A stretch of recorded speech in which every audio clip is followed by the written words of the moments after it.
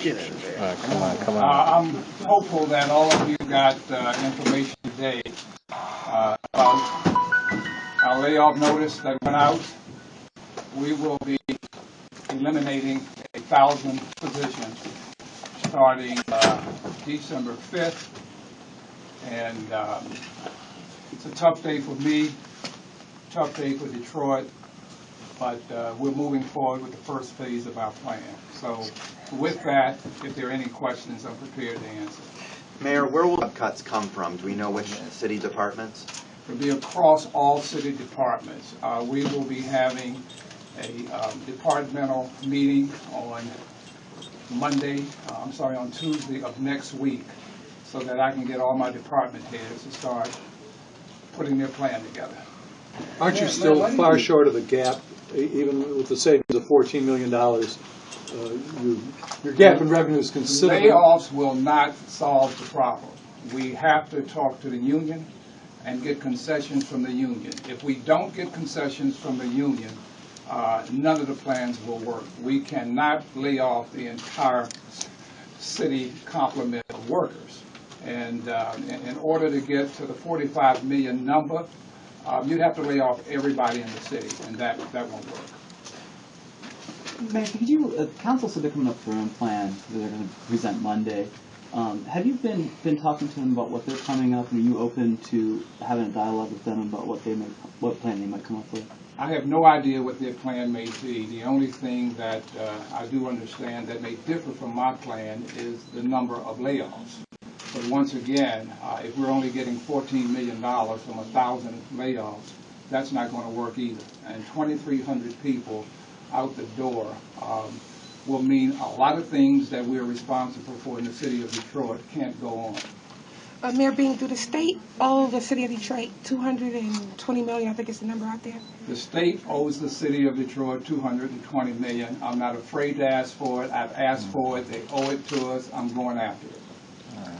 What's been the discussion so far on that? Have you heard anything from Lansing? Nothing back. We hear through the media that legislatures are saying Detroit's crazy. They're trying to shake Michigan down, et cetera, et cetera. There was an agreement back in 1998 that the city lived up to its part of that agreement. The state did not. They owe us the money. It's not in my plan right now, but anything that we can get from them will be a plus. What's the latest with union negotiations and concessions? Well, I think the unions have hunkered down, and I mean, this is nothing new. I started in the April time frame of negotiating with the unions so that they would come to the table so we wouldn't be where we are today. If they do not come to the table, phase 2, 3, and maybe even 4, I'll have to bring to the table. What's the drop dead date on that? Drop dead date was the 21st, which is Monday. What's your assessment, Mr. Mayor, of how city services will be impacted by these judgments? They will be greatly negatively impacted. Anytime that you've got people doing things today and they're no longer part of our workforce, city services will suffer even more than they are today. And that's unfortunate because our citizens don't deserve that. Does the city double dip with the contract jobs and the union jobs? Is that a double dip type thing going there? Contractors represent about $250 million of business with the city of Detroit.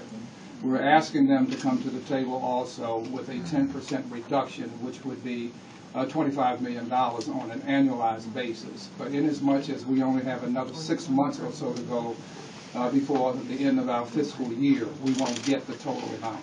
Mayor, you didn't mention this in your speech on Wednesday. Was there anything that changed in the last couple of days that prompted you to make the announcement today? No, none whatsoever. You know, we don't want to negotiate in the press. I mean, there are things that we're doing behind the scenes, a lot of negotiations that go on. We can't dictate, for example, to somebody to come in here and buy the lighting department. It doesn't work like that. You know, you get people making statements, taking positions. They have absolutely no idea of the commercial part of this business.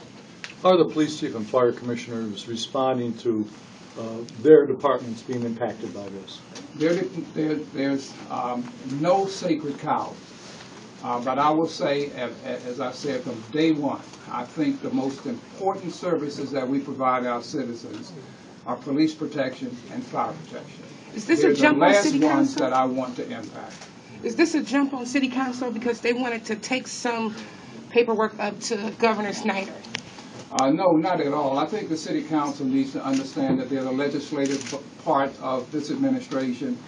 For those of them who want to be mayor, they should have run for mayor. You say there's going to be a huge negative impact on city services.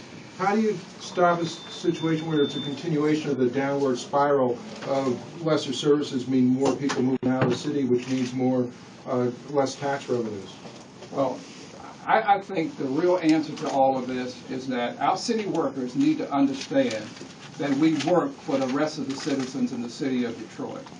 I cannot allow 11,000 of us to dictate what's going to happen to the other 700,000 people in Detroit. They need to come to the table. We're not asking them to take an additional 10% cut. What we're asking them to do is open their contracts up so that we can have some sensitivity about what it is we need from them. And that would be work rule changes, that would be pension reform, and that would be health care reform. Can you One more question, please.